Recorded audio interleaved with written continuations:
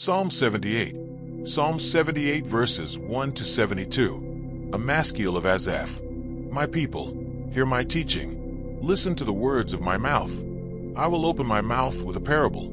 I will utter hidden things, things from of old, things we have heard and known, things our ancestors have told us. We will not hide them from their descendants. We will tell the next generation the praiseworthy deeds of the Lord, his power, and the wonders he has done. He decreed statutes for Jacob, and established the law in Israel, which he commanded our ancestors, to teach their children, so the next generation would know them, even the children yet to be born, and they in turn would tell their children. Then they would put their trust in God, and would not forget his deeds, but would keep his commands.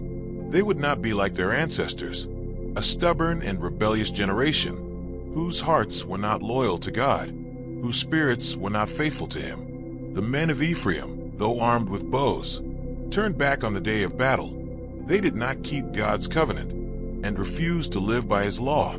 They forgot what he had done, the wonders he had shown them. He did miracles in the sight of their ancestors. In the land of Egypt, in the region of Zoan, he divided the sea and led them through. He made the water stand up like a wall.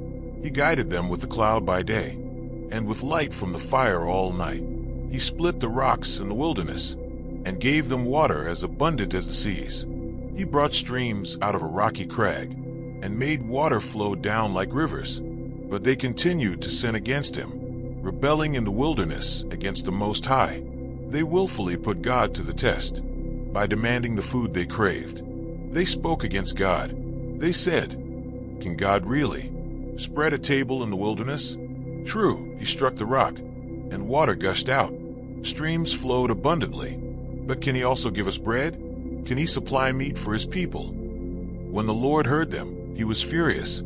His fire broke out against Jacob, and his wrath rose against Israel. For they did not believe in God, or trust in his deliverance. Yet he gave a command to the skies above, and opened the doors of the heavens. He rained down manna for the people to eat. He gave them the grain of heaven. Human beings ate the bread of angels. He sent them all the food they could eat. He let loose the east wind from the heavens, and by his power made the south wind blow. He rained me down on them like dust, birds like sand on the seashore. He made them come down inside their camp, all around their tents. They ate till they were gorged. He had given them what they craved. But before they turned from what they craved, even while the food was still in their mouths, God's anger rose against them. He put to death the sturdiest among them, cutting down the young men of Israel. In spite of all this, they kept on sinning. In spite of his wonders, they did not believe. So he ended their days in futility, and their years in terror. Whenever God slew them, they would seek him. They eagerly turned to him again. They remembered that God was their rock, that God Most High was their Redeemer. But then they would flatter him with their mouths, lying to him with their tongues. Their hearts were not loyal to him. They were not faithful to his covenant. Yet he was merciful. He forgave their iniquities, and did not destroy them. Time after time he restrained his anger, and did not stir up his full wrath. He remembered that they were but flesh, a passing breeze that does not return. How often they rebelled against him in the wilderness, and grieved him in the wasteland. Again and again they put God to the test. They vexed the Holy One of Israel. They did not remember his power, the day he redeemed them from the oppressor, the day he displayed his signs in Egypt, his wonders in the region of Zoan. He turned their river into blood. They could not drink from their streams. He sent swarms of flies that devoured them, and frogs that devastated them. He gave their crops to the grasshopper, their produce to the locust. He destroyed their vines with hail, and their sycamore figs with sleet. He gave over their cattle to the hail, their livestock to bolts of lightning. He unleashed against them his hot anger, his wrath, indignation, and hostility, a band of destroying angels. He prepared a path for his anger. He did not spare them from death, but gave them over to the plague.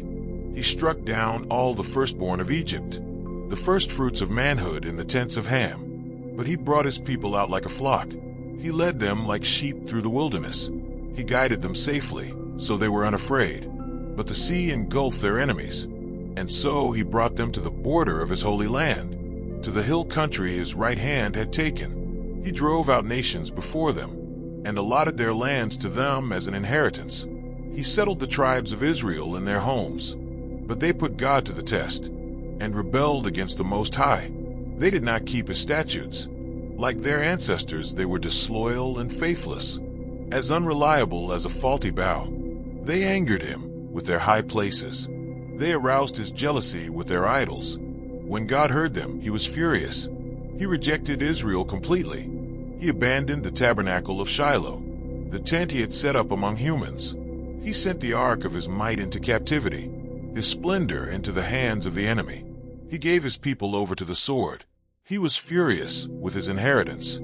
Fire consumed their young men, and their young women had no wedding songs. Their priests were put to the sword, and their widows could not weep. Then the Lord awoke as from sleep, as a warrior wakes from the stupor of wine. He beat back his enemies.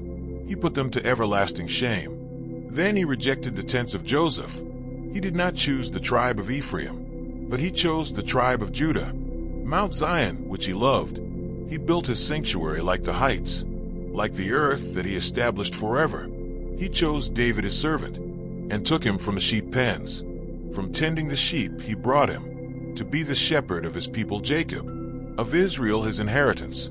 And David shepherded them with integrity of heart. With skillful hands he led them. Thank you so much for watching. May this message inspire your faith and strengthen your heart. Don't forget to like, share, and subscribe so we can keep walking together in this journey of hope and purpose. See you in the next video, and may God bless you.